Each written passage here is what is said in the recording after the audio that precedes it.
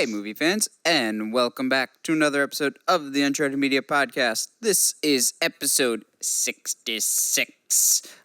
Today, we will be talking about something that, believe it or not, I'm actually amazed we have not gotten to sooner. Josh and I talk about our favorite comic book movies a lot and our favorite comic book characters, but we never actually have talked about directly our favorite comic book stories and storylines. So that's what we're going to talk about today in connection with the news topic that we're going to talk about in a little bit. But first, Josh, how you doing tonight? I'm chilling like a villain, bro. Getting slowly back into the swing of things as far as training and shows every weekend and trying to balance that with work and whatnot. So, it's getting there. This is my little refuge here, besides catching up on, with The Witcher and all the other. There's so much stuff out there to watch right now. Yeah, absolutely. As you're saying that, I was watching Dracula on Netflix, and it's really, really good so far. But let us not delay any further, because good grief, do we have a lot of news to go over this week. Well, and not just that, we've got some stuff that is actually surprising to me. Yeah, we got a lot of surprising stuff, just a lot of stuff in general. But first, before we get to any of that, we got to get the stuff that Josh does not like out of the way first, but it's still big and newsworthy. Oh? So the Academy Award nominations came out Monday morning, and for the first time ever, I feel like I've actually seen quite a few of the movies that were actually nominated this year for different things. Okay. Some of them are a bit surprising. Others were pretty safe. So we'll just briefly go over some of the big ones. Lead actor, obviously we've got Leonardo DiCaprio in Once Upon a Time in Hollywood, Adam Driver in Marriage Story, Joaquin Phoenix for The Joker, Jonathan Pryce for The Two Popes. The Two Popes has been getting a lot of buzz, and honestly, 2 days ago, I never even heard of it. Yeah. And the one that's kind of out of left field, Antonio Banderas, of all things. Yeah. For a movie called Pain and Glory. Josh, have you heard of this one? I have not at all. I know I'm going to toot this horn as hard as I can all the time during this season, but, like some of these movies that I not even as big as things like Peanut Butter Falcon or Lighthouse. Like I knew they were coming out. I just couldn't go see them. You know what I mean? But like these movies, I didn't even know they existed. Yeah. So then going down to supporting actor, Tom Hanks in A Beautiful Day in the Neighborhood. Thank goodness. Yep. Anthony Hopkins and, again, The Two Popes. Never heard of it, but okay. Al Pacino and Joe Pesci, both for The Irishman, and Brad Pitt in Once Upon a Time in Hollywood. Skipping down to one that makes us both happy, I'm sure, believe it or not, is supporting actress. Why do I bring this up? Because our girl Florence Pugh got nominated. What? She got nominated for Little Women. Oh, okay, cool. But still, when I saw that, I was just like, good job. We gave you the MVP earlier award. Now you probably have a bigger award on your mantle, but whatever. Yeah. Scarlett Johansson has now actually been nominated for both supporting actress and lead actress. Wait, for what? She gets nominated for Best Supporting Actress for Jojo Rabbit and lead actress for Marriage Story.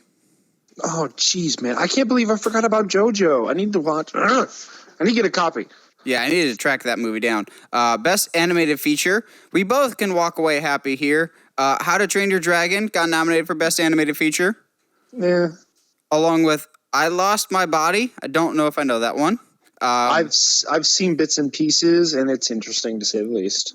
Klaus. I'm assuming that's Santa. I'm not sure. Yes. Missing Link by Leica Studios. Oh, really? Okay. Yep. And Toy Story 4. I feel pretty confident saying that's going to be Toy Story 4. It's not a very competitive field this year. Yeah. I mean, How to Train Your Dragon was good, but it's definitely nowhere close to the other two. I'll, of course, be paying attention to very carefully to the cinematography category. Of course, as usual. I feel like it's a given that 1917 is probably going to win that, but I think it's worth noting that one of the nominees was The Lighthouse. Oh, really? Yes. The Irishman, Joker, The Lighthouse, 1917, and Once Upon a Time in Hollywood. So, good job, The Lighthouse. This is, I hope this starts the trend of more independent movies with really original content, starting to be recognized more, because, geez, man. Costumes, The Irishman, Jojo Rabbit, Joker, Little Women, and Once Upon a Time in Hollywood. I feel like Once Upon a Time in Hollywood probably. Either that or Little Women, just because Hollywood loves period-style stuff. They do, for some reason. Best Director, The Irishman, Joker, 1917, Once Upon a Time in Hollywood, and Parasite. Interesting. I think it's a two-horse race here between 1917 and Parasite. I would agree. Parasite seems to be like the sleeper of all of these, and if I could find a way to watch it, I would. Mm-hmm. Jeez, man.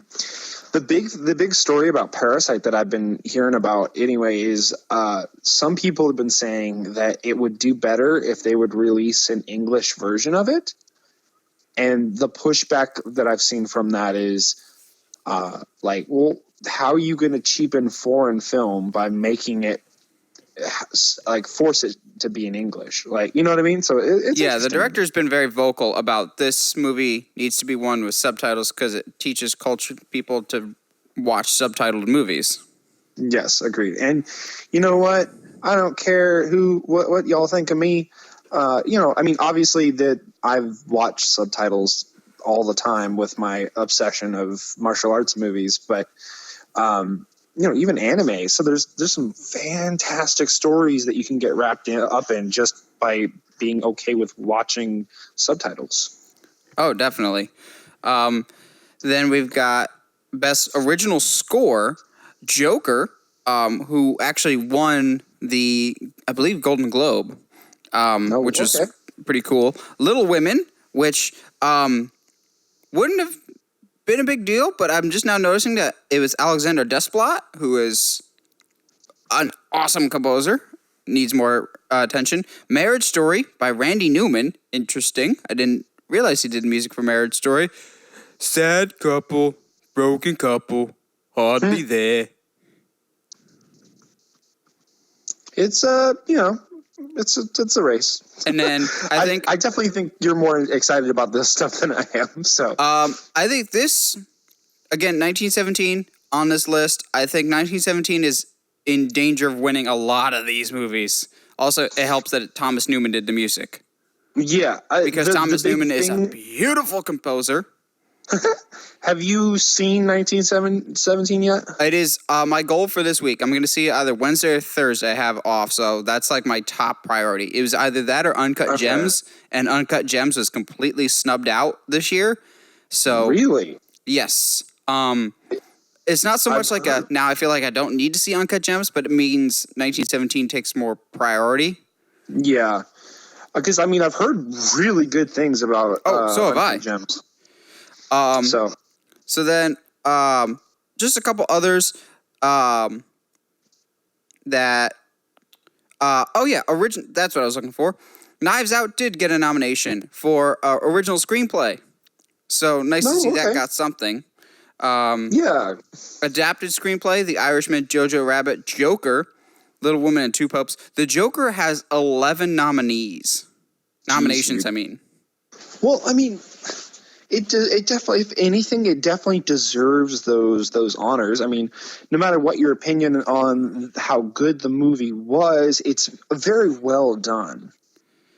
Now, the category of movie that everyone has probably seen, so we appeal to the mass audience, is Best Visual Effects. That's Avengers Endgame, The Irishman, Lion King, 1917, and Rise of Skywalker. I say it's either Endgame or Lion King, because Irishman honestly does not look that good from a visual standpoint. Yeah, it looks pretty normal. And Lion King, while I didn't think the movie was that great, the visuals are excellent for it. So Yes. I wouldn't be surprised though. I wouldn't be at all shocked if they do give it to Endgame though, just kind of as like that's their consolation pat on the back prize of, oh, good job, you did your little superhero thing for a decade. Here's your visual effects award. Yeah. Then, lastly, before we move on to actual news this week, the Best Picture nominees are Ford v Ferrari, The Irishman, Jojo Rabbit, Joker, Little Women, Marriage Story, 1917, Once Upon a Time in Hollywood, and Parasite. So pretty stacked lineup this year. Josh, off the top of your head, hearing all those names, is there a clear-cut favorite to you? I mean, I haven't seen 1917, but with all of the buzz around it, I wouldn't be surprised. I mean, it's already got the Best Picture from, what was it, Golden Globes? I think so. I'm not sure. Or whatever was a couple weeks ago. They got Best Picture and Best Director, I think, if I remember right. So, I mean, I wouldn't be surprised. I would like to see Parasite get some bigger buzz, but, we'll see what happens. Yeah, I think 1917 is starting to get some momentum in its favor. But we shall see. Now, there is so much news. This is our first news of 2020, and boy, do we have a lot to get caught up on, and it feels like we got a bunch in the past few days. Or in this case, what we got earlier today, at least in the terms of day of recording. I knew this trailer was dropping this morning. I was not expecting to like this trailer as much as I did. I'm, of course, talking about Jared Leto's Morbius. Dude. You and I both said last week on our predictions video that we thought this movie was going to flop. This movie still might have that chance. There's always a chance any movie could flop. But in terms of doing a complete 180 after a trailer, this trailer absolutely did its job of getting me hyped. Holy crap, did I dig this trailer. Oh, same. Especially, I was already digging it, and that little bit at the end. Oh, yeah, we'll talk about that in a second here. Yes. Okay, so first of all, Jared Leto he's not his typical, wooden, just kind of dreary kind of, aura that he gives off normally. He looks exactly like his character in Blade Runner 2049. He does, but with emotions. Well, isn't he an android in Blade Runner? Yes, that's why. That was my point. That was my joke. All right, thanks. Appreciate it for ruining the joke, David. Appreciate it. We can bag on him for Suicide Squad. I'm refusing to bag on him as an actual actor. Yes. Oh, I agree. Because it looks like he's actually being given a lot to do in this film. I will say, as soon as the trailer started, I could tell that this was in the Sony Venomverse. It just, from an aesthetic standpoint, they did a good job of making it feel like it exists in that same world. Yes. Which is interesting, all things considered. Say again? I said, which is interesting, all things considered, with what we get at the end. Yeah, we'll talk about that in a second. I'm so hyped about it. I can't. Yeah, I want to make sure we get everything about the trailer before we talk about the big thing that's impacting the future of this series. I like that this movie's not shying away from Morbius's horror elements. If your character is literally called Morbius the Living Vampire, there's no way you can't make this not horror related. And they don't give away too much, but they give you just enough of a tease to get you interested while also not feeling like New Mutants. Yes. Well, and I think the other thing that is interesting to me is he's coming at it from a scientific point of view as well. He's not just I like vampires. Let's time to be a vampire. If I had one nitpick about the trailer, or something that just didn't really work or gel for me, was the music. I thought it was a very odd choice. Yes. I mean, it was odd, and in some parts I liked how odd it was, but it almost in much of Jared Leto's performance as Joker, it was a little too odd. Yeah. So before we talk about the big reveal, let's talk about what would have been the stinger of the trailer, like the big hook before that post credits of the trailer, which is that very, very, very brief glimpse as him as the vampire. Chills, dude. Holy crap, does he look good. I mean, I was not expecting them to go full on, but they're going full on. No, I won't say they go full on until I see him with a very deep V-neck with red lapels and wings. Then they will. Then to me, they're going full on. I mean, honestly, though, I wouldn't be surprised if they go all the way. Honestly, he already is sporting a pretty deep V-neck through most of this movie. I mean, yes. I mean, and the shape that he's gotten into for this specifically is a lot different from the shape that he does in other movies as well. But yeah, that, like when he like turns his head and shows his fangs, I was like, that's Morbius. Now like, you just need him to fight Blade. But too bad Blade's in the MCU.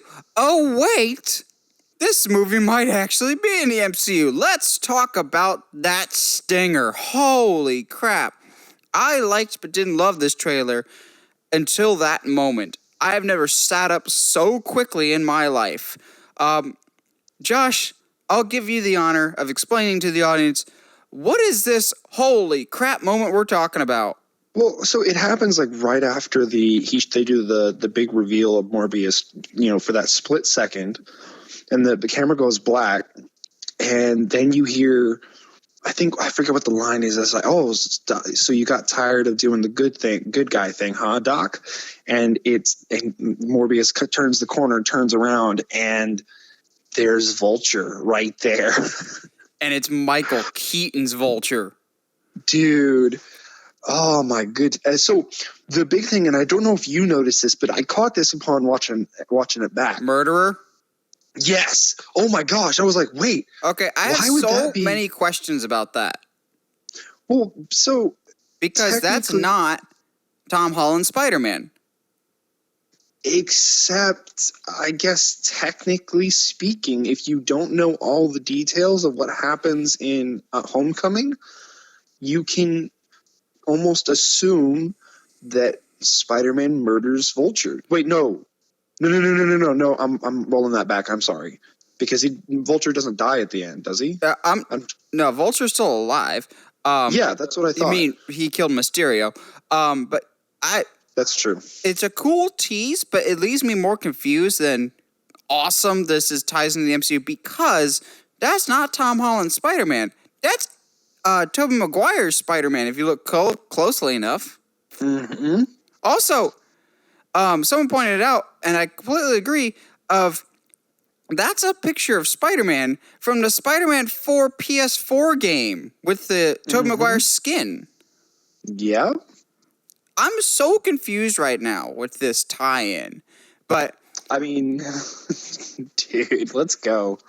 I'm still sticking with my hunch that I said at the beginning of the year. Tom Holland is showing up in Venom 2. If we're getting these teases that other people are showing up in like Morbius and whatever to flesh out this world, notice it feels like it's taking place in Seattle. And I showed Heather the trailer for Morbius. She really liked it.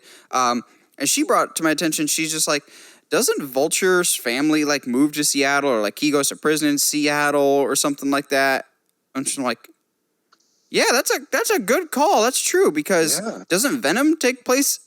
Takes place in San Francisco, but it's West Coast stuff, away from all the Avengers stuff, which is interesting. That maybe totally not at all accidental. Yeah. Oh no, not at all. If anything, it gets me very excited, and I feel more the tangibilization that maybe we're slowly inching towards a Sinister Six movie. That being said, Morbius, you better be staying away from the Sinister Six, because Morbius as a character has never once joined the Sinister Six. He's, at his core, actually, Morbius is not a villain. He's actually probably more of a hero than Venom is. Yes. Morbius is a very interesting, like, gray area character. He's always really intriguing to me when I read stories about him in the comics. Like, yes, he's fought Blade and whatnot, but he's got a code.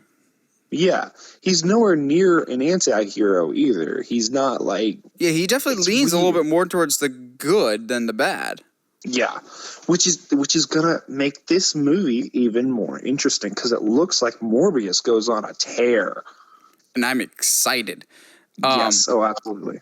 So yeah, color me impressed. I've never had a trailer turn me around so quickly before, at least in a positive direction. I've had trailers turn me off really quick, but I don't know if I've ever had a trailer turn me onto a project this quickly.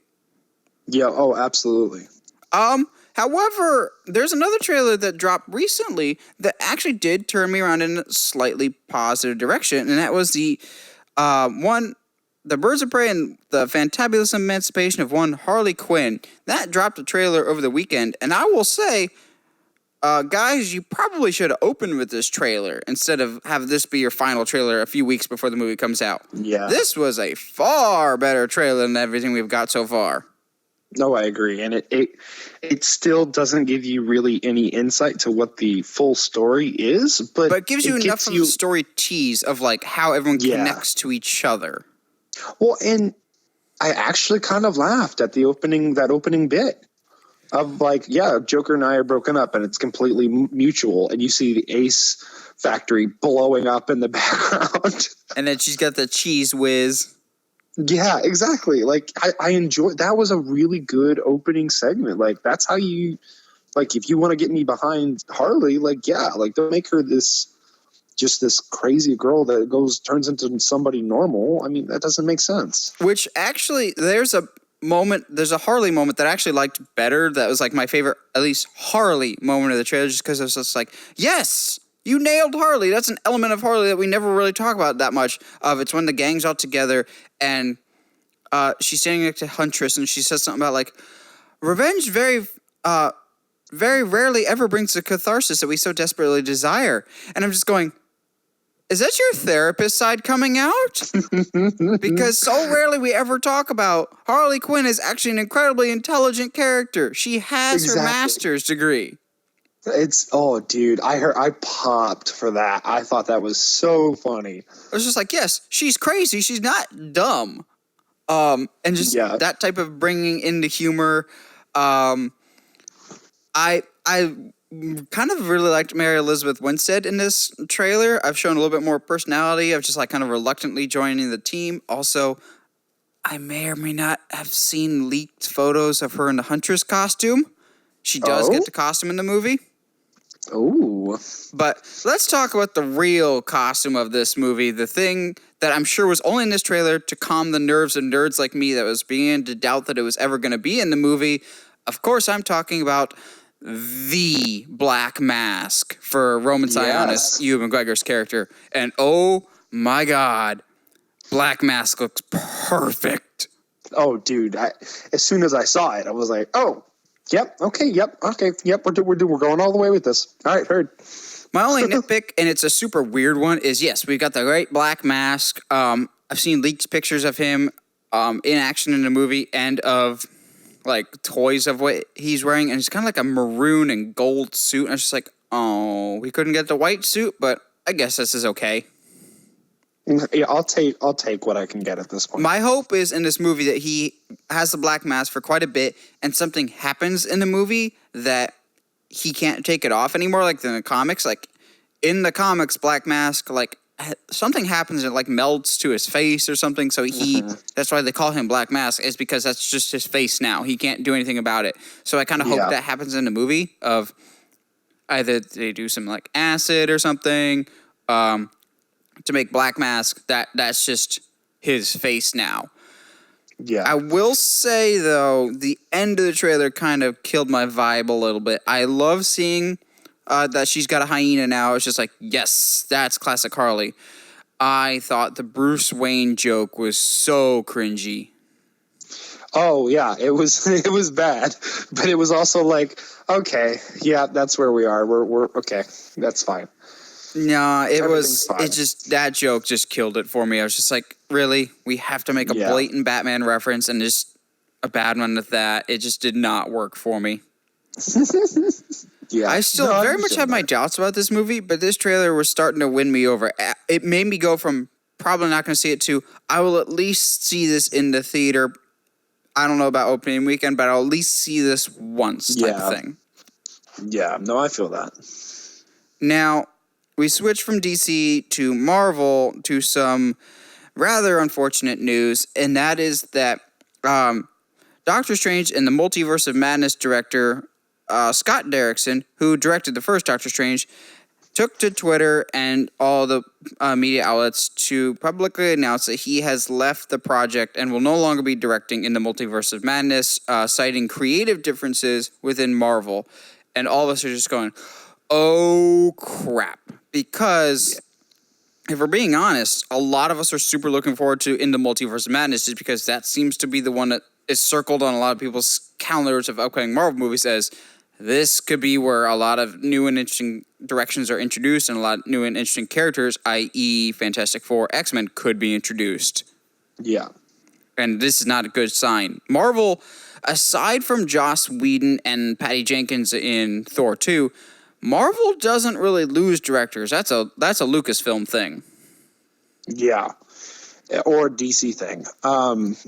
But the interesting part too is that I saw the quote I saw said it was quote unquote mutual, and so I that's both companies being about face here. Yeah, that just makes me nervous because I'm actually really excited for this. So, time for my tinfoil hat section of the show, but I won't label this as a conspiracy theorist. I think this is a very strong theory that I'm going to put forward there. Probably one of my better conspiracy theories out there. I think he had a certain vision of what he wanted to do, more horror-related, and Marvel got a little nervous about what he wanted to do. Because Scott Derrickson, as a director, comes from a horror background. He still is responsible for one of the single scariest movies I've ever seen, and it's the only horror movie that's actually kept me up at night, the first Sinister movie. So thanks for that, Scott Derrickson. And so after the first Doctor Strange, when they were talking about Doctor Strange 2, he's really hoping, and he went out publicly numerous times saying, this will be the first horror MCU movie, and that got a lot of people, myself included, excited. And I think even Kevin Feige said it would be a horror movie, but I think Kevin Feige's idea of a horror movie is different than Scott Derrickson's idea of a horror movie. Yeah. I get this feeling that Kevin Feige was like, it's a horror movie, and was thinking about Cabin in the Woods. And even then, that you can't even get away with Cabin in the Woods in the MCU because Cabin in the Woods is definitely an R-rated movie. And I don't think we'll ever see an R-rated movie in the MCU just because MCU has established this brand and hard horror, like New Mutant style or even Morbius style, I don't think will go in the MCU. And so I think he left because they have this, in the Multiverse of Madness, they want to do all these bold new things of bringing in a whole bunch of things. And I think Scott wanted more of a horror edge to it. Yeah. Which I don't blame him in the slightest, but I also don't blame Marvel. If they have a certain direction that they want the franchise to go, they have enough of a proven track record to me that I'm going to give them the benefit of the doubt. And also, if Scott Derrickson just really wasn't feeling it and he wanted a certain thing, he has every right to leave. I actually do believe this might have been an amicable split of Scott wanted more horror and Marvel just wanted to play it a little. They wanted some horror, but not as much as he was willing to. And I think he just wanted to stick to his guns. And that's totally fine on his part.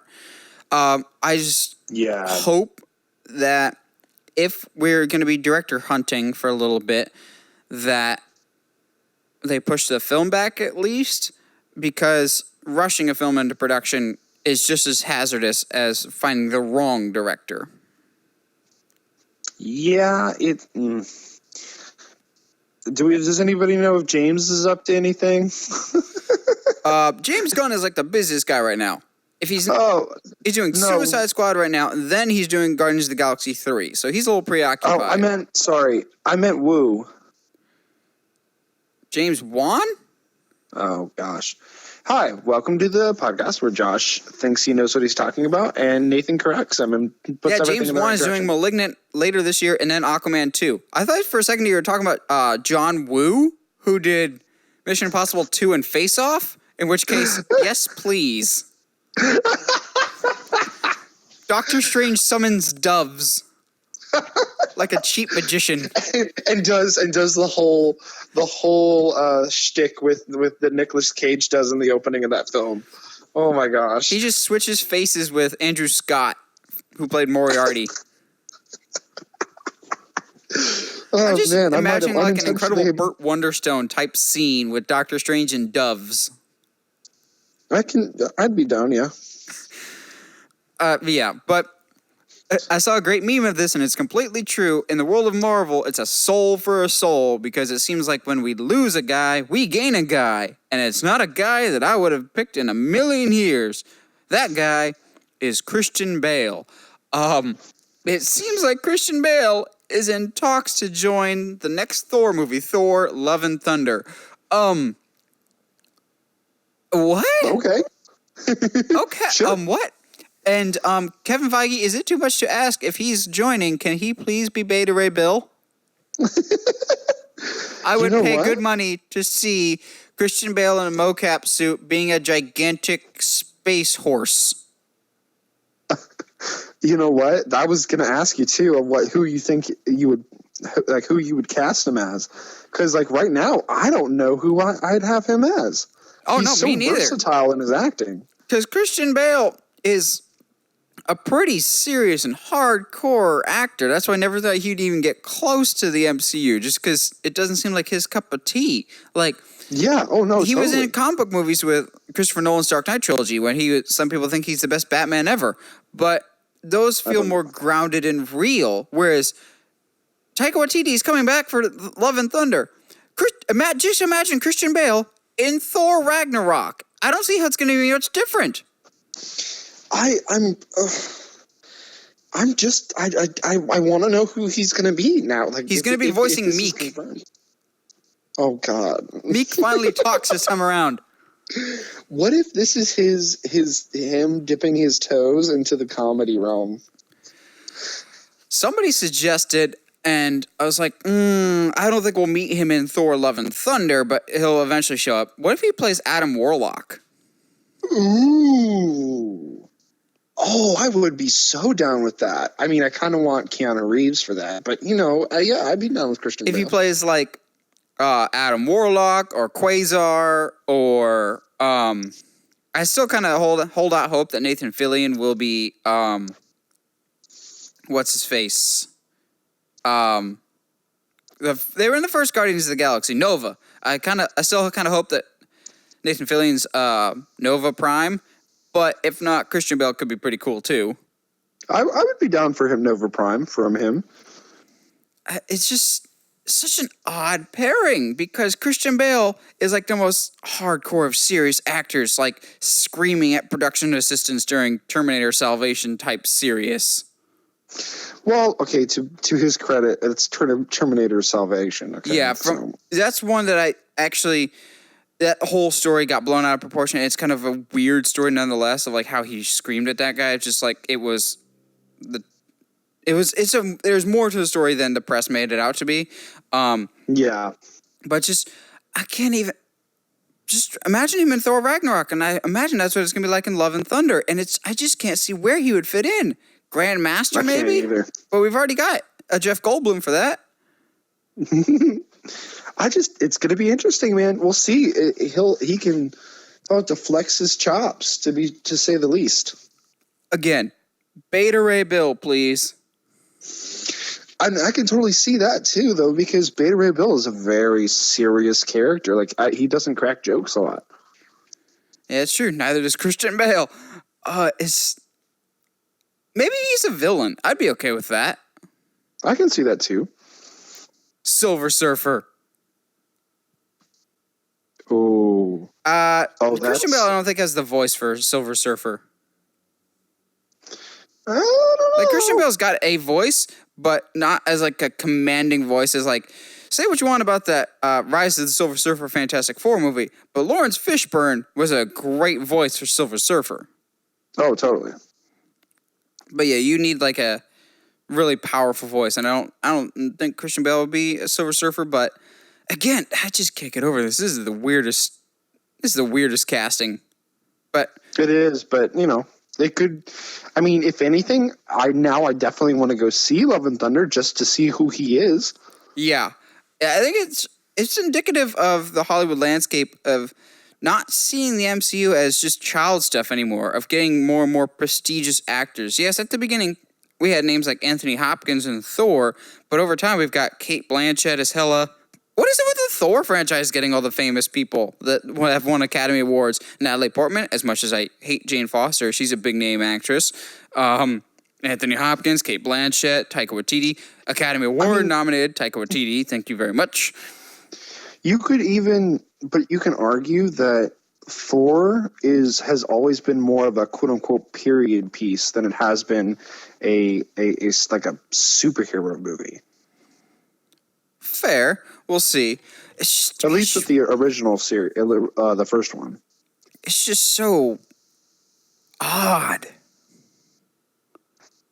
But it makes me even that much more curious about Love and Thunder. I was already on board with most of it, not named Jane Foster, because Taika Waititi's coming back, and his reputation has only grown since Ragnarok, so this makes me just doubly excited. Oh, I agree. Now, a movie that I would be excited if I thought it was actually going to happen at some point is the Flash movie, directed by It Chapter 1 and Chapter 2 director Andy Muschietti, and supposedly starring Ezra Miller, but you and I both have our doubts about that. I don't know where this came up at, but someone recently interviewed Andy Muschietti about the upcoming Flash movie, and he seemingly did confirm what we've been suspecting for a few years now, that this movie will be an incarnation of the Flashpoint, which we will talk about what the Flashpoint is later, I'm sure, for our main discussion, which was actually the catalyst for our discussion today, because Flashpoint is a very famous comic that holds special significance, I'm sure, to both of us. But Andy Muschietti says something very interesting that definitely took me by surprise when he said that this Flashpoint will be, quote-unquote, very different. And I don't know what to make of that. First of all, Josh, do you think this movie will be a Flashpoint story? 2, do you think Muschietti will actually be our director? And 3, what do you think he means by very different type of Flashpoint? I almost don't want it to be a Flashpoint because I feel like it's too soon. We haven't really done anything with Flash to really get to know him. But at the same time, Flashpoint is also one of the most famous stories for Flash that you learn what he's about. You see him earn what he's about. So, I mean, it could work. As far as directors go, given this movie's history, we could have a new director tomorrow. And what was the last one? Different? What does he mean by different? What do you think he means by very different approach to Flashpoint? Like, Flashpoint is pretty straightforward. The thing is, though, like, it is straightforward. If he goes and he deals with, like, just Thomas, like, I wonder if they're going to end up cutting out all of the big war stuff. Oh, I think absolutely. I don't think we're going to see evil Amazonians and Atlanteans and stuff like that, or even evil Batman. Yeah, I see. Okay, but I love. Okay, we'll talk about this later. But Thomas as Batman in Flashpoint is one of my favorite Batmans. Yes, I'm sure we'll talk about this extensively later. Because, I like how heartbreaking that, almost more heartbreaking that story is. But far as how different it is, it'll be intriguing to see if, I have no doubt that they'll cut out the whole war thing. But so then, if you cut that out, how gratifying would it be to see Wonder Woman decapitate Mera? Oof. But so then that begs the question, okay, if you don't have the war thing going on, how does Flash get home? what drive, so I can see how it would be different. There's not all the characters that are involved at Flashpoint have been introduced yet. So, it's going to look different because it has to be different. I think this comes as no surprise to me that they were looking to make this Flashpoint. Those are the rumors that we've heard for years. And I think, yes, it is too soon for Flashpoint, but I think WB has wanted it to be Flashpoint for so long because it's the only one that they know and the only way that they can think of off the top of their head to reboot but not reboot the universe. So we'll talk about it later in our main discussion, but Flashpoint is a really easy out to reset things without hard resetting things. It's a writer's get out of jail free card type thing. It is. Looking at some of the people that have been attached to this movie for a while, or unofficially have been rumored to be attached to it, it seemed very clear that they were going to do Flashpoint. One of the names that I got really excited for, but unfortunately was never officially attached, and so he never was announced or anything, was Robert Zemeckis, who directed the Back to the Future trilogy. Because, to me, you don't go full-on Flashpoint with this movie, like the big epic scale. You can still make it a solo story that still resembles Flashpoint, Barry going back to save his mother, but make it like Back to the Future 2, of he goes back, thinks everything's fine, but returns to a future society that's all messed up because of the choices that he's made. There's no Justice League. There's no this, that, or the other thing. He's not the Flash anymore, so he has to become the Flash. He has to go back in time and fix what he did. It just make it like Back to the Future, except with superpowers. We've got, with so many superhero movies these days, changing up the formula from what they used to be. Look at Shazam. That's basically just big with superpowers. Now time for Back to the Future with superpowers. Then, when Barry fixes everything, he goes back to his quote-unquote normal timeline, but not everything is how it was before. You don't have to change everything, as not everything was changed when Barry came back in the comics. Just a lot of stuff. You can still keep Gal Gadot as Wonder Woman, Jason Momoa as Aquaman, but you have the door open if you want Robert Pattinson to be in the DCEU. He can be. Your new Superman could be introduced at some point, and no one would have to bat an eye because they would just be like, well, Barry changed the timeline on us. Exactly. Which is, unfortunately for Flash, the running joke for Justice League. Yeah. The only thing I ask of this Flash movie is, for all that is good and holy in the world, can we please give the Flash a different suit for his movie? Yes, please. Because I hate his one from Justice League with a burning passion. It is like my top 5 worst suits in any comic book movie. Yeah. It goes against everything that makes his character work. Yeah, it's just weird. Also, while we're at it, can we recast Ezra Miller? As much as I like Ezra Miller, he can't be Barry. Yeah, he fits more with Wally, honestly, at this point. He really does. So that'll bring us to our last news topic of the week, and it seems to be, at this point, your weekly Uncharted movie update, because, again, revolving door of directors, and this project will never get made until Sony scraps it and just starts over clean. I was initially hesitant with this director that they've attached to it, and then I thought about it and thought about some other movies that this director's done, and I was more on board with it. So recently, Travis Knight just departed the project. He directed Kubo and the Two Strings and Bumblebee. Very excited about that. And then he left due to creative differences, i.e. Sony just being boneheads. Now the new director that Sony's keeping an eye on is, again, trying to keep it in-house like they did with Tom Holland, with Venom director Reuben Fleischer. Now, I wasn't necessarily in love with that pick because I like but don't love Venom, so I was just like, really? We're getting the guy that did Venom to do Uncharted?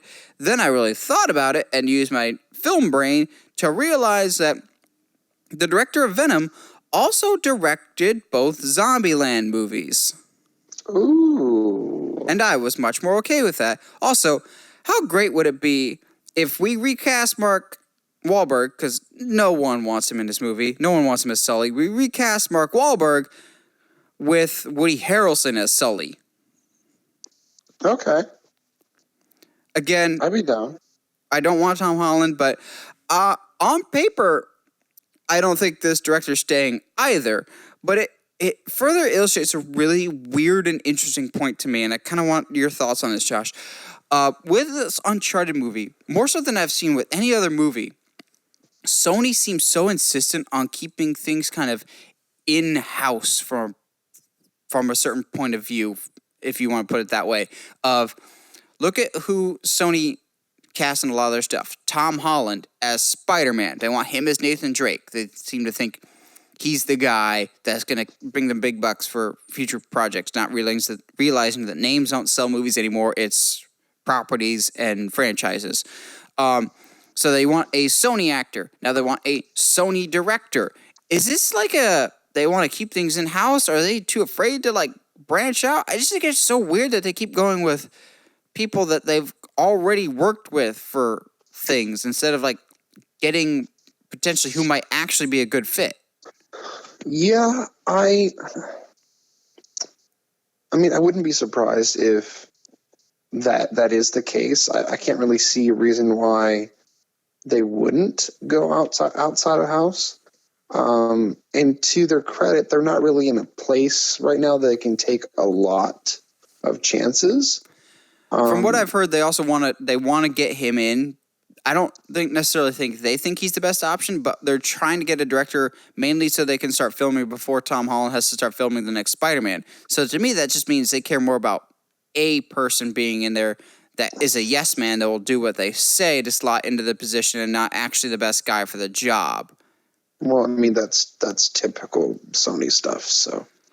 But at this point, and I've said it before, this film's totally getting delayed. It's not going to be out this Christmas. There's no chance in hell. No. But at this point, with how much issues this has had and how much they're completely misreading the project, can we just let this go? And this is coming from me. Can we just scrap this and start over? There's a great tweet, I think, from Mike Kalinowski. He's just like, you guys are completely misunderstanding why people fell in love with this series. We don't want young Nathan Drake. Yes, we've had young Nathan Drake in the games, but age him up just a little bit. We want swashbuckling adventure, not guy that...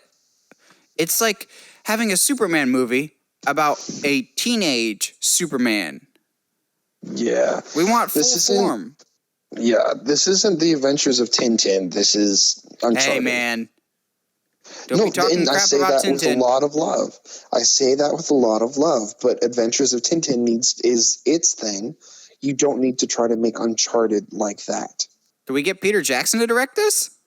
I mean, why not? Like he did with Tintin? No, I think the perfect man for the job also already works for Sony. If you're so insistent on keeping actors and directors in-house, you already have a perfect director for Uncharted in Jake Kasdan. Okay, I'm done. Who did the first two Jumanji movies, these new Jumanji movies, which those are already just Uncharted movies come to life. No, they're very, very good movies. They're better movies than they deserve to be. Absolutely, which is exactly what Uncharted deserves. Yes. So, I don't know if this will stick or not. I'm just getting so frustrated with this movie. More frustrated than I already was, but it's just... They had me. I've been a loyal, this movie will happen up until the Mark Wahlberg thing. That shattered my faith in the project. It really did. Yeah. Because even then, the Tom Holland thing, I didn't agree with it, but I still could see their perspective on it and was defending that to a lot of people. And I still will defend it for the most part, but that Mark Wahlberg casting just ruins it for me. Like... You don't care about the IP, you're just using the IP to sell a half-baked adventure story. Yeah, exactly. Which is old Sony, not new Sony, which is frustrating. No, dude. I mean, Sony's never going to excel if they continue doing that. Which is unfortunate because it doesn't look like they're doing that with Morbius. Yeah, maybe it's because Morbius they were very hands-off on. I have no idea. Which I wouldn't be surprised. Morbius, they are very hands-off on, whereas Uncharted, since it is such a well-known franchise, I wouldn't be surprised if there's a case of too many cooks, of like the film studios involved, whereas the video game studios involved. Everybody's involved. Nolan North himself is involved. Yeah, exactly. I wouldn't be surprised either. Well, Josh, you got a sponsor for us this week? Not really, man.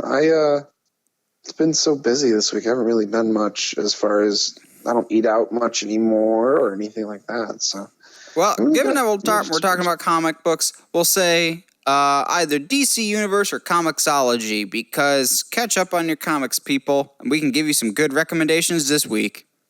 Oh, absolutely. If you haven't read these already. Yeah, there's several that I'm looking at the list, and I'm glad to see we have quite a few crossovers. Unfortunately, this is going to sound horrible. I have no Marvel movies. I have no Marvel comics on my list. I thought long and hard about this. But what we're talking about today is like actual story arcs. So like things that could be definitively labeled as this is a story. They're sold as a book. And unfortunately, I just couldn't think of any Marvel ones that I'm familiar with off the top of my head. I actually have more Marvel comics than DC comics by a landslide, but I have single issues. So like if I had to pick a Marvel one, but it's not even really a story, it's the original Stan Lee, Steve Ditko, Spider-Man run, those first couple issues when he encounters the Sinister Six. But that doesn't feel like a story. It feels like episodes of an animated series. Yeah, no, and I get that. That's why, like, a few of mine, I'm being very specific as far as what the completed story is. And on most of them, on the two that I have that on, I can tell you what volumes they are. You know what I mean? So, like, I know I can pinpoint where the story begins and ends. Fair enough. Where do you want to start with this? Do you want to start with the ones we both have? Sure, let's get the big one out of the way first. To me personally, it is the single greatest Batman story of all time. There's some close ones behind it. And maybe it's just because I started reading comics later. I didn't read the quote-unquote classics like The Dark Knight Returns or The Long Halloween, which I have both those and I love those. But this one to me was like the first mature, not necessarily like adult, but like, holy crap, this is not the Batman animated series, which is amazing in its own right. This is its own fantastic, intricate, mature, and truly compelling Batman story that made me reevaluate how I look at comic books. Batman Hush. This is everything that you would want from a Batman story. There's incredible action set pieces with him fighting basically everyone at one point or another. Something that stood out to me, even in my early days of reading comics, was the artwork for Hush is unparalleled. Jim Lee absolutely knocks it out of the park. To me, Hush is one of the most gorgeous comic books I own, except for maybe Kingdom Come. And not just that, just even some of the panels with Batman and even Catwoman are just incredible. Hush also is responsible for my single favorite, most favorite comic book cover ever that I actually have as a 4x4 in my office space that they sold it at Walmart for like one time only. And it's Batman 615, and it's the cover of Batman and Nightwing standing side by side running down an alley towards the camera. Which is, just the artwork on that is so perfect. And that picture alone says 1,000 words. I agree, man. It's so good. While we're talking about this, let's also give a kind of a brief rundown of what the story is. So if any of these sound interesting to you at home, you know what to look forward to. So Batman Hush is, at its core, a really good mystery and a detective story. So Batman is on patrol one night. Everything's going as normal when he's swinging along when a sniper takes out his cable and he falls like multiple stories and cracks his head open essentially, and he's in dire need of surgery. So he Morse codes to Alfred to get him one of his childhood friends, Thomas Elliot, to do his surgery while he rehabs. So throughout the process, Batman has to try and figure out who tried to kill him, and there's a greater conspiracy of like even the criminal underworld of Gotham is being controlled by this new villain called Hush, the same person that tried to kill Batman. Killer Croc was being blackmailed. Bane was under this guy's. No, that was the animated movie. All these villains are being manipulated by Hush. So it's not like one particular villain. It's all the villains you know and love all in one story, but they are not the main force. Then there's great scenes with Catwoman, Superman, Nightwing. It is everyone in this Hush movie, but it never feels too bloated. I would say, though, if you are just getting into comics, Hush may be a little too bloated for a first-time reader. I can see that. It's characters you know and are familiar with, but if you've never read a Batman story, there's other ones that I would probably say read before you read this, because there's not as much secondary characters that you would have to be familiar with. Yeah, because there is a lot going on in Hush. I mean, they do a really, really good job of making it seamless, and like it never tries to make the reader feel stupid with how much stuff it's throwing at you. And it doesn't over-explain itself either. True. Now, I said I wouldn't recommend Hush to a first-time reader, but if you do like Batman and you know the characters, you think you know the characters pretty decently, I'd recommend that. For first-time readers, if you're looking for a Batman story, I would actually always recommend one of my all-time favorite stories, which turned into one of the greatest animated feature adaptations of all time, Under the Red Hood. Which is a good one, man. It's interesting at how there's little minor differences from the actual comics. But not much. The animated movie actually lifted dialogue word for word. So the story of Under the Red Hood is there's a new vigilante in Gotham that's more or less doing what Batman's doing, except better and more efficiently, because he has no qualms about killing people. So he's basically taking out all the high rollers of Gotham by killing them. So Batman more or less has to stop whoever is killing these people. And when he finds out who it is, it brings up some incredibly painful memories from his past, and it's very, very close and personal to him. It introduces great new character. I won't even say villain to the Batman mythos, a great new character to the Batman mythos, while toying with some of the ones that you're already familiar with, like Joker's in there, but Joker, who I often think is overused in Batman stories, is used perfectly in this as a nice accompanying side character. It's Batman and the Bat family story. You know my feelings on Nightwing. I'm sure I'm going to be talking about him later, but Nightwing also is played perfectly in Under the Red Hood. He's there for a little bit, but doesn't overstay his welcome. He's voiced perfectly by Neil Patrick Harris in the animated film. Is again another great mystery of who's the Red Hood, why is he doing this, what is the backstory, and then once you get that backstory, you feel for that character. It's just so different than a lot of other Batman stories, and I still, fingers crossed, that we get some form of the Red Hood character on the big screen at some point, or some version of the Under the Red Hood storyline. I wouldn't be surprised if that's around the corner. I mean, especially with how young Robert Pattinson's Batman is. I mean, there's a lot of room for those stories. So we just did 2 Batman ones. I have some more Batman-related ones, but we'll get back to those in a little bit. Josh, what are some ones that you got on your list? Let's stick in the DC area. Although I will say we'll save one for last. We will save initials BN. We'll save that one for last. Oh. Because that's on both of our lists, and I want to talk about that one, deep dive into that. Well, let's do this then. Let's bring up Flashpoint, since we were talking about it a little bit earlier. All right, Flashpoint is, of course, a Flash story. Basically, what happens is Reverse Flash goes back in time and saves Flash's mother, which is initially... Nope. Wait, what? Barry goes back in time. Oh, you're right. No, you're right. It was part of Reverse Flash's plan. So Barry Allen, when he was very, very young, his mother was killed by Reverse Flash.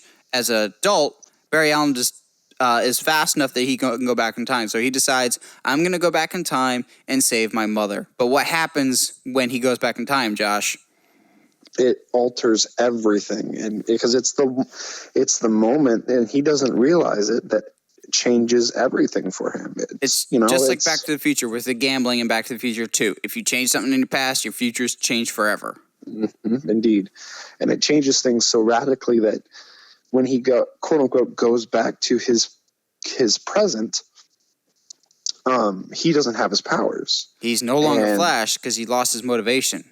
Exactly. And, there's a lot of other things that are different, as well as, like Thomas being Batman and his wife being the Joker. And Bruce is buried 6 feet under. Yeah, like it's super interesting. And then, I mean, you could get into all of the wild things that happened with the World War, but jeez, man. Flashpoint introduced like a really cool potential Elseworld, but also at the same time being canon too. It happens in Barry's reality, but it's a reality that now, because of Rebirth, is now dead. But like Josh said, we have a very murderous Thomas Wayne as our Batman, but because it's a different world, we kind of are more accepting of it. Isn't that right, Zack Snyder? Yeah. But a quick aside of that, in Rebirth, there's like a prequel story to the Doomsday Clock, which is happening right now, in which case Batman and Flash are trying to investigate the smiley face button that it's in the Batcave that he discovers at the beginning of Rebirth, which of course is the comedian's button from the Watchmen. So they more or less go to Thomas Wayne's Flashpoint reality, and Bruce gets to see his father one more time and fight alongside him. And Bruce is like trying to stay with his dad, and his dad's just like, you can't stay here. This is not your place. So he like kicks him back into the time stream to go back to his own world, because now that Barry has fixed the timeline, that alternate universe, anything with the New 52 doesn't exist anymore, because when Barry went back in time, he created this new timeline called the New 52, which was an attempt to reset the comic book universe, and I'll talk about that next, actually. But he resets the timeline for Rebirth, so anything that happened in the New 52 is now gone and erased forever.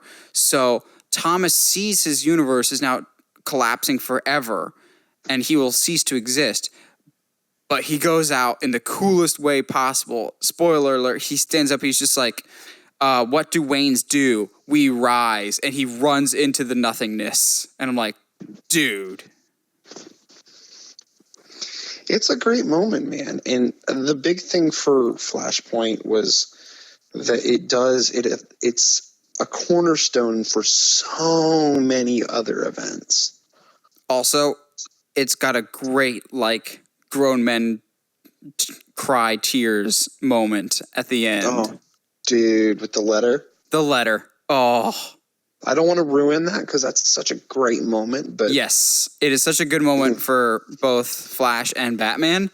But, oh, man.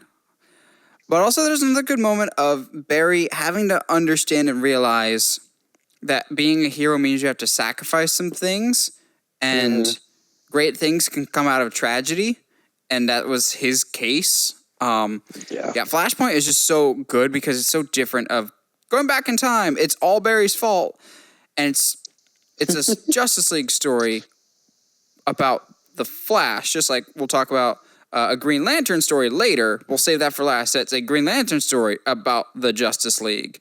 But we talked about Barry going back in time, which sets up the New 52, which was an attempted relaunch for DC Comics because comics can get really complicated and convoluted. So they wanted to start from scratch. That was not met with a lot of great feedback at the time, but I didn't know that at the time. I was still relatively new to comics, but I remember distinctly New 52 launched in 2011, and that was one of the events that really got me into comics.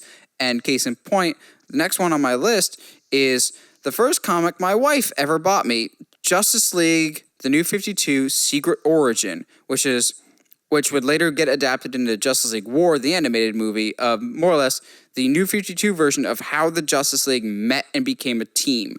When I first started reading the New 52, I didn't know it was bad, there's certain stories that I really, really still enjoy. The New 52 was good if you're a Batman fan, and that's about it. Everyone else got the hose. But that was one of the first stories that really got me into comics. And again, it's Jim Lee's artwork. It's Jeff Johns' writing, who we'll talk about him later. The man's, at least in the world of comic books, is a genius. Jeff Johns is my boy, man. Yes, he is. But Secret Origin will always hold a special place in my heart. New 52, I get what they were going for, and I appreciate some parts of it, mainly Scott Snyder's Batman run. But I'm glad we now have the Rebirth instead. But I still very much enjoy my Secret Origins and Justice League War. Now, can we get Rebirth in the animated universe, please? No, that's not how that works. Josh, we'll flip-flop back to you for a couple.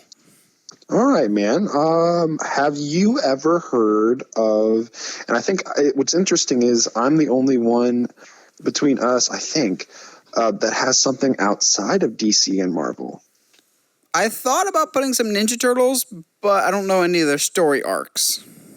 And that's okay. Have you ever heard of Invincible? Does it star Mark Wahlberg? No, the comic book series, bro. Does it star Mark Wahlberg? No, I mean, it could, to be quite honest. But it's put out by Image. It's a superhero story. Basically, the main kid's dad is essentially Superman. He's called Omega Man. And Omega Man sounds very familiar. Yeah, I know, right?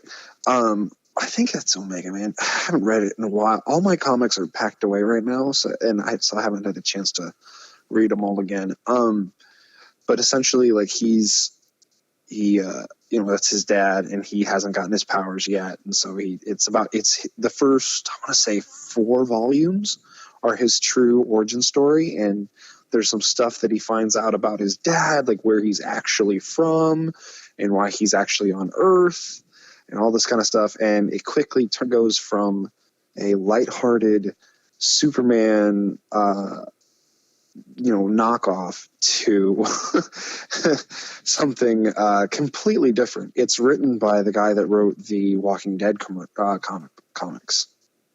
Oh, if that gives you any indication on how dark it goes. Huh. It's very good. I'd recommend it to just about anybody. I mean, that's of a certain age, because there are some sexual themes. There are some very, very bloody battles. But it's very, very good. And it's a coming of age. It's a story of, you don't have to be who others say you are and stuff like that. It's a very good story. I like it a lot. Sounds interesting. What else you got? Let's pop back over to Marvel.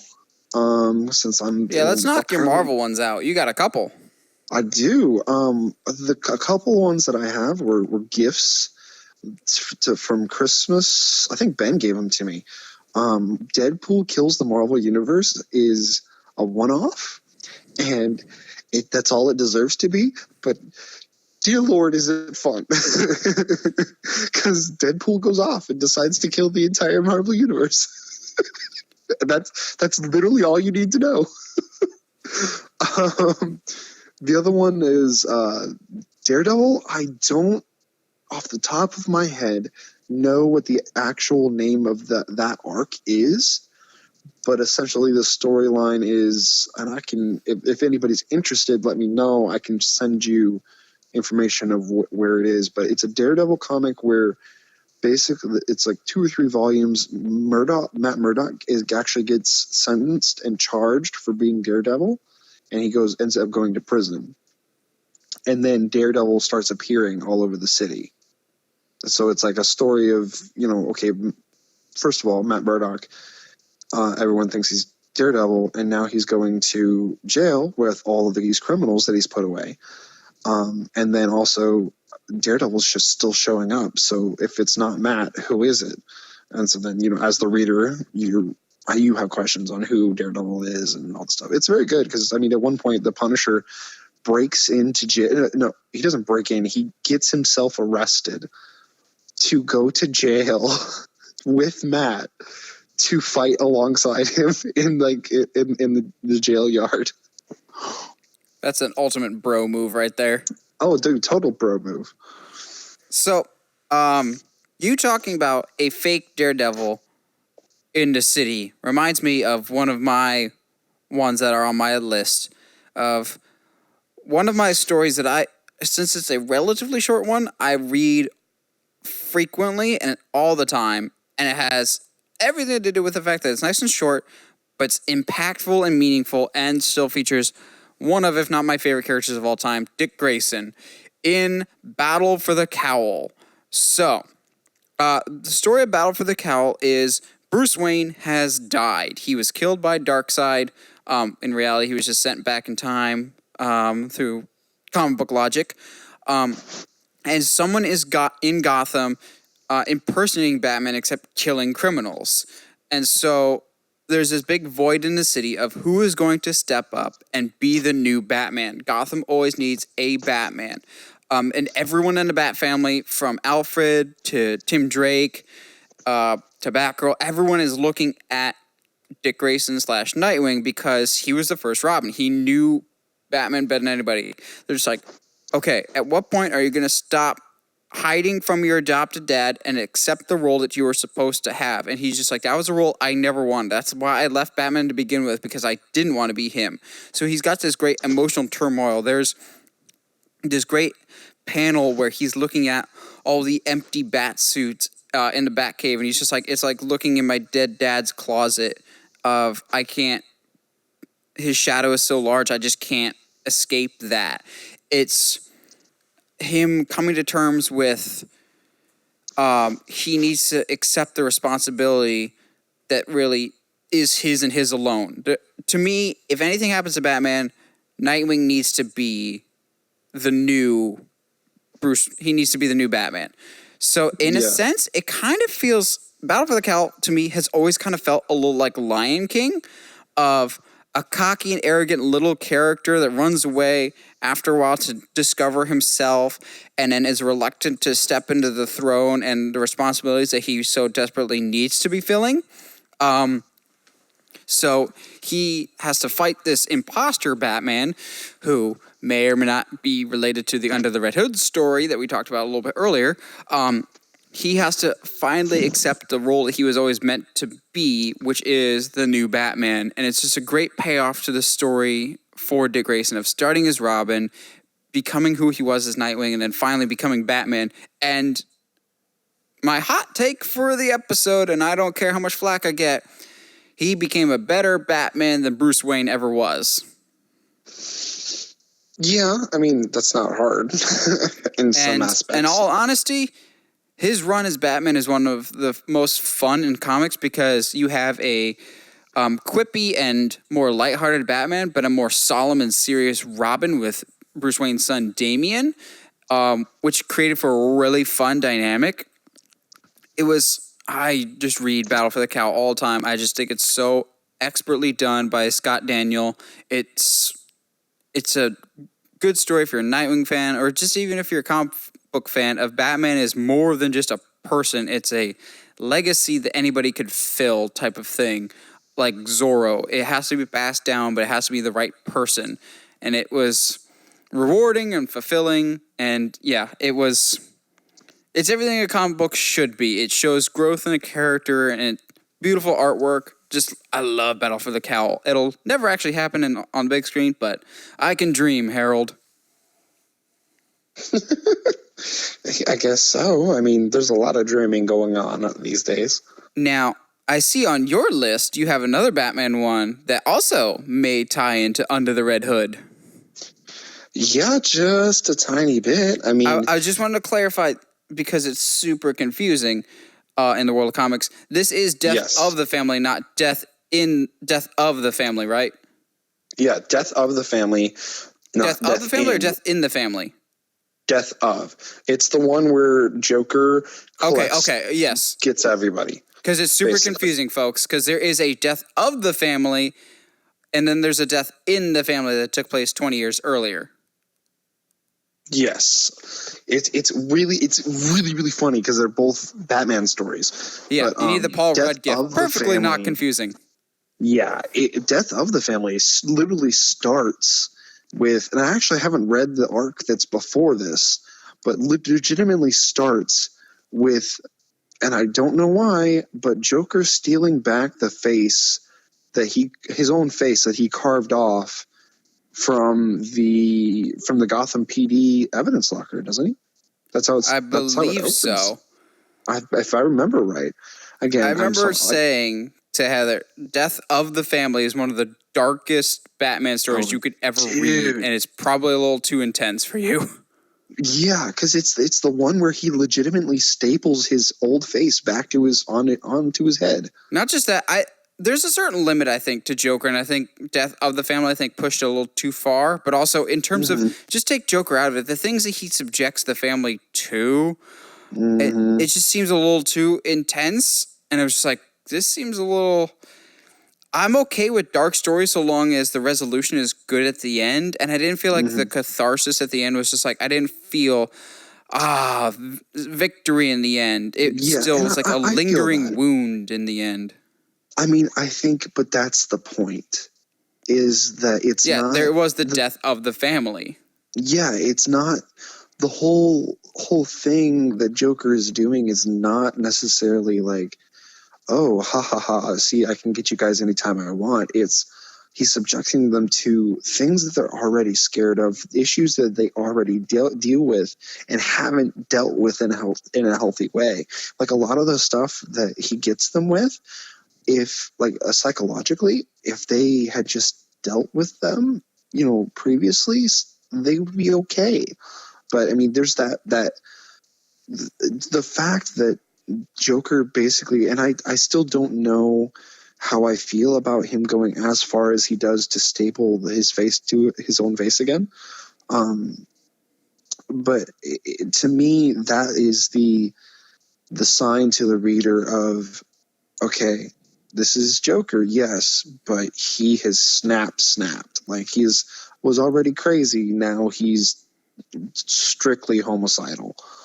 So it's intriguing to say the least. As if anything, it's one of the best books out there that is a dark social commentary on the ideals of being a superhero and what that means. And again, it comes from that fantastic New 52 Batman run. Like we said, New 52 was great if you loved Batman, but not a whole lot else. Also, I refuse to forgive them from turning Nightwing into a red guy. Yes, basically. Jeez. But I see you have something else DC related, and also from our boy Jeff Johns. Oh, dude. Okay, so real quick story about this one. First of all, it is no secret around here that you and I love Teen Titans. But I read this run of Teen Titans like way back in like middle school. It was like the first like full story that I read for Teen Titans, and I fell in love with it, and it was my first real comic story, and just fell in love with that world from that point on. And so many years later, like we're talking maybe 2 or 3 years ago, I was like, geez, man, because I got it from the library, so I'd never actually had it in my possession. I was like, oh, that would be, I'm in a position of, I got some extra cash. I should start trying to collect that series again. And I like walked into Barnes & Noble and was like, okay, cool. So there's a lot of Teen Titans books. I'm going to have to just sit here and flick through them and see if I see anything I recognize. And the first one I picked was Jeff Johns' Teen Titans. And sure enough, that was the series. So it was, so anyway, I can sit here and say that Jeff Johns is responsible for my love of comic books. But it's in general, it is my favorite iteration of Teen Titans. If I may, this is not the last time we'll talk about Jeff Johns. We'll save one of our favorite Jeff Johns stories for last. But Jeff Johns actually is responsible for one of my favorite Superman stories of all time. I don't know if you've read this one or not. Superman's Secret Origin. I've heard of it, but I think I've only heard of it because you talk about it. It is so good. Some of my favorite artwork. It's so gorgeous, but it's as straightforward as it sounds, but sometimes straightforward is okay. It is literally just Superman's origin story, but it is so pure and straightforward that I've just found it so charming. And coming from an era that we seem to just be having nothing but dark and depressing Superman, it was nice to be able to go back and read something just like, oh yeah, we're going to be just good old-fashioned, old-school Superman and just enjoy every minute of it. Just being Superman and being good.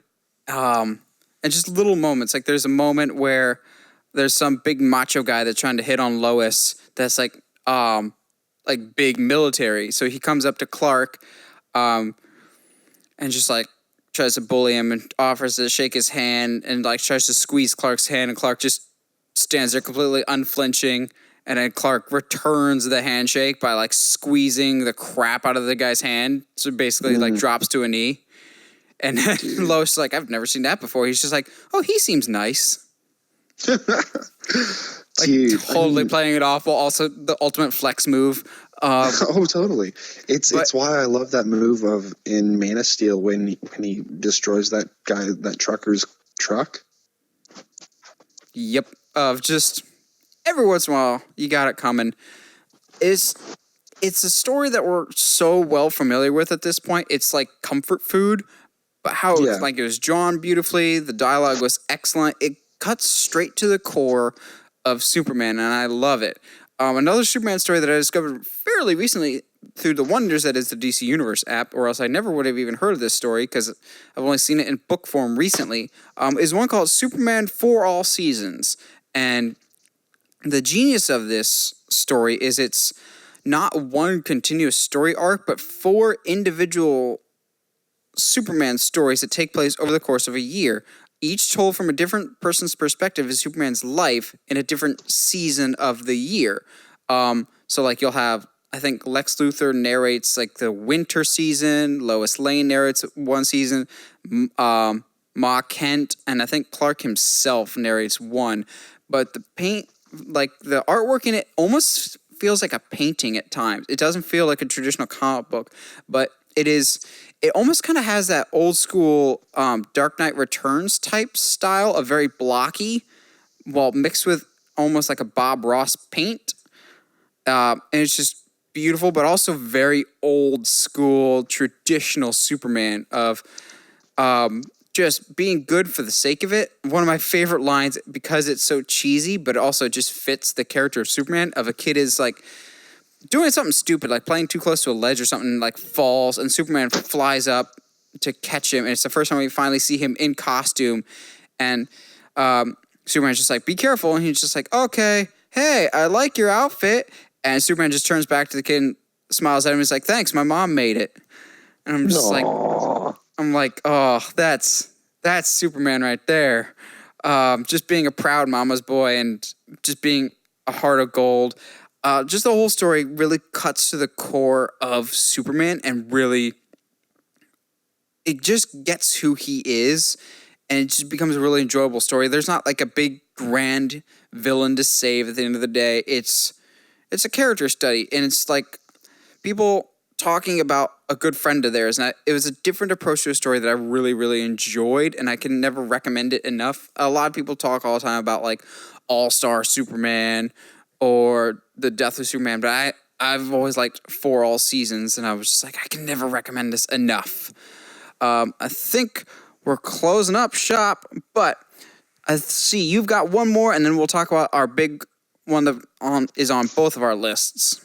Yes. Last one for me, before the end, is I don't think anybody, if you guys listen to the pod a lot, you'll know that my favorite Spider-Man is Spider-Man Unlimited, because it's awesome. For me, if you say so. I mean, okay, so for me though, what attracted me was more the artwork. Yes, I mean, I will give you that. Yeah. The Ultimate Spider-Man has like artwork that I really have not seen anywhere else. Yeah, it's so unique and it's beautiful. At times, it's very grand, more grand than it really needs to be. But like, it was like, whoa. It was. I started reading it when I was in, towards the peak of middle school, going into high school. So it was, and in Unlimited, that's where Peter starts. That's where the story basically picks up. So it was like, okay, cool. Like, so I in a way, I grew up with Peter in those books, essentially. So it was, I'll never forget that origin arc specifically. It's like the first 4 or 5 volumes of Spider-Man Unlimited. It's just fantastic storytelling and seeing somebody become the hero that their uncle knows they can be. I will say, I did read like the first 3 volumes of Ultimate Spider-Man around the same age you did.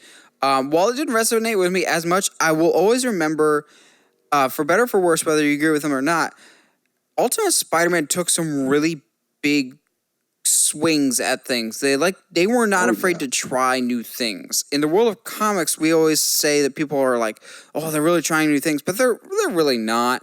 I was like, this Batman story is completely different. They're all more relatively the same, whereas Ultimate Spider-Man really did try and mix things up. You've got their drastically different approach to Green Goblin, especially Electro. They really tried to change things up, and whether you agree with it or not, they definitely tried some things which is not that common in comic books too often. A lot of writers will try and play it safe to maintain sales, but Ultimate Spider-Man really, I feel like, did try some risks. And it did, like you said, it brought in a new audience of new readers, which in the long term, that's what you want. Well, and I think off the top of my head, given the context of the story, the risks that they took worked really well. Oh, absolutely. Now, let us talk about the last one. The one is on both of our lists. And to be fair, DC Comics has had a lot of major events over the years, like Crisis on Infinite Earths, Infinite Crisis. Whenever they fight Darkseid, it seems to be a big conflict. My favorite mass level event of huge, almost endgame level quality, to me at least, is Jeff Johns' Blackest Night, which is kind of a Green Lantern story, but also kind of a Justice League story, in the sense that Flashpoint is a Flash story, but it's also a everyone story. So the story of Blackest Night, and Josh, feel free to butt in if I get any details wrong, but the current landscape of the Justice League and everyone else in the DC universe is there's still plenty of heroes out there, but over time, a lot of our well-known characters have passed on for one reason or another, whether they were killed in action or this, that, and the other thing. People like Batman, Aquaman, Martian Manhunter, Wally West, I believe. There's a lot of different characters that had died. Well, and the big thing too, real quick though, about Batman's death is it seems to be mysterious, that no one really knows what happened. Which that ties into earlier when we talked about Battle for the Cowl. And I will give a slight spoiler here.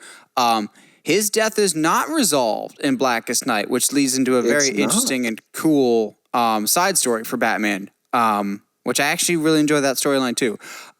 So there's all these different heroes. So let's just say the army that is the Justice League and the DC heroes is still strong, but not nearly as strong as it could be if they had their full grouping. So there arises a new villain called the Black Hand, who in the Green Lanterns, their rings more or less can create anything from their power rings. Their power rings are controlled by their willpower, and within there's different colored rings. There's different things besides green. There's black, there's white, there's blue. Go Blue Lanterns. Those are my homeboys. Blue Lanterns are my favorite. And they're all powered by different things. Blue is powered by hope. Red is powered by rage. Green is willpower. Orange is envy, etc., etc. Orange is hunger. No, orange is envy. Larfleeze is the only orange lantern. Hold on. You keep going. I'm going to look this up. And he's envious. That's why he hunts down Santa Claus. Because comics are weird. Because one of the... Okay, I'm going to look this up really quick because I could have sworn... Because I know there's a character that gets in this book that gets an orange one, and all he can talk about is just being hungry for more and more. I thought... when we're jumping at, I thought Lex Luthor got the orange lantern because he's greedy. I guess. I think it's greed. I think it's greed because hunger and greed can be kind of interchangeable there. But yeah, I'm going to go greed rather than whatever you said. Envy? Yeah, rather than envy. I think it's greed. What we're saying is all the powers, the rings and the lantern cores, respectively, are powered by different things. And more or less, at this point, they kind of all get along. There'll be, like, certain inter-core fighting between, like, say, green and yellow, et cetera, et cetera. But by and large, they kind of get along. Then comes the Black Hand and the Black Lanterns. So instead of being powered by something positive, like willpower, love, hope, they are powered by death. So this character, called the Black Hand, has already died, and has come back to life more powerful than ever because he's fueled by death. So basically, if you die, you only become more powerful. So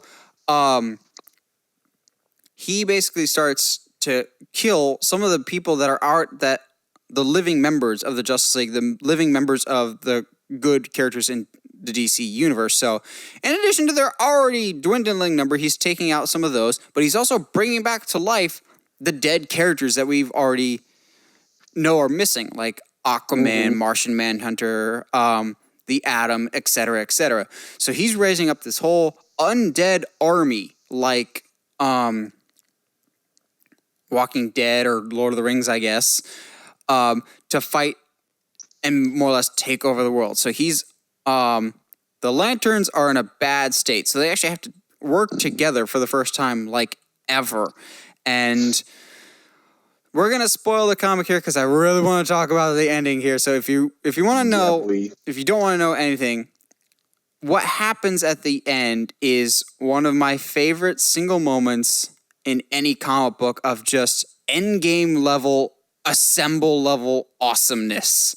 So what happens is the Justice League and the rest of the DC heroes, their backs are literally against the wall. They have no other options, and so the not rulers, but like the old wise guys that are in charge of the Green Lanterns conveniently remember the detail that, in times of peril, we can forge one extra lantern of every color, which, as Adam Sandler puts it, that's something that should have been brought to my attention yesterday.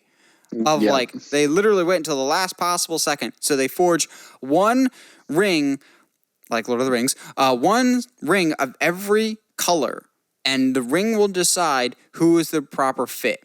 And it's super cool to see characters that you already know and are established in DC Universe suddenly becoming all the more powerful because they're equipped with a lantern ring. So you get Lex Luthor with the orange ring of greed. You get Scarecrow with the yellow ring of fear because that's his whole thing. That makes you get Wonder Woman with the pink lantern ring for love. But by far, my favorite moment of all of this is Barry Allen the Flash getting the blue lantern ring of hope and coming in looking so cool with a blue Flash suit with the powers of a blue lantern because, as we've already established, many times over the comics, Barry is always the most hopeful and optimistic hero in the DC universe. So naturally, the ring goes to him. And it's like Captain America lifting Thor's hammer. It was so cool to see a moment that I didn't think actually could feasibly fit together. fit together. Oh, dude.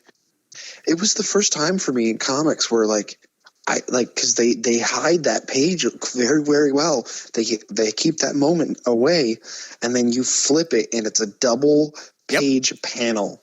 It is a double, and oh my gosh. Oh my gosh. It hit me. I was popping too. I popped so hard. The only time I popped harder, and I actually read all this in one sitting in like an hour. The only time I popped harder was a few pages later. So, that gets them. If Captain America wielding Thor's hammer was the equivalent of Barry getting the Blue Lantern ring, if you know Endgame, Cap only lasts a little bit with the hammer before he eventually gets beat up by Thanos again. That's more or less kind of what happens with the League. They got a temporary boost with everyone having the lanterns, but they're running low on reinforcements. When all of a sudden, just like in Endgame, the Justice League get their reinforcements with all the dead characters coming back as their healthy, totally sane characters. They're all back from the dead. So you get Aquaman back, Martian Manhunter back, the Atom back. All the dead characters some of them have been dead for several years, returning back into main comic book continuity. And that was another big two-paneler of, holy crap, everyone's back. This is one of the emergence of a White Lantern, isn't it? I'm trying to remember. Yes, it is, because it's Hal Jordan. So if the black ring is death, the white ring is life. And seeing a White Lantern was pretty legit. I mean, I've already seen it because of my favorite Lantern story, Kyle Rayner? and his Rayner, but it's still such a big moment of him being like, all right, you know what, I've had enough. I've had enough for your crack. Get out of here. Just the epic scale of it. I talked earlier about Hush. You can't just drop someone right into Hush. You probably could. You really cannot just drop someone into Blackest Night, because not at all. There's so much before and after that you kind of need explanation on. But if you are caught up on it, it is such a rewarding story, because, like I said, some of the characters that are reintroduced in the storyline have been gone for a long time. It would be like the MCU equivalent of, say, there's a character that you liked in the first Iron Man that comes back in Endgame. It's been that long since you've seen them. It was it was like righting a wrong, but also just the gratifying conclusion to a very long story. Like, Blackest Night gets really dark at times, like really dark and really intense. But that's the darker the story, the better the payoff has to be at the end. And I feel like Blackest Night has such a rewarding payoff, and I loved it so much. But I also like how, despite the rewarding payoff, it still keeps that mystery of, like, interesting that everyone came back except for Batman. And I think you had to go to Batman's comics to figure out why, and go to Under the Red Hood, not Under the Red Hood, Battle for the Cowl, to figure out what Gotham was going to do and stuff. Yes, it was really, really interesting. I mean, again, the New 52, if you weren't a Batman fan, you got screwed over, because Batman basically, at the peak of 52, becomes basically a god. So there's that. And every story revolved around him, and he got like 3 or 4 titles. The Bat family had all their own titles, but Shazam had nothing. Yeah, it was rough. But I mean, Blackest Night is easily one of my favorite comics of all time. Oh, same. It's one of those ones that I would love to see in a movie someday, but we never will, because of how much setup would have to be necessary for it. It would be DC's Endgame, essentially, if they don't do a good version of Crisis on Infinite Earths. Yeah. Well, what do you guys think? What are some of your all-time favorite comic book story books or arcs? Let us know in the comments below. We always like hearing from you guys. And as always, if you like what you hear and you want to hear more, subscribe to the channel or follow us on whatever audio platform you're listening to us on, whether that's Spotify, iTunes, Google Podcasts, or YouTube. And if you haven't already, subscribe to us on the main YouTube channel at Uncharted Media. And as always, Stay sharp, movie guys and gals.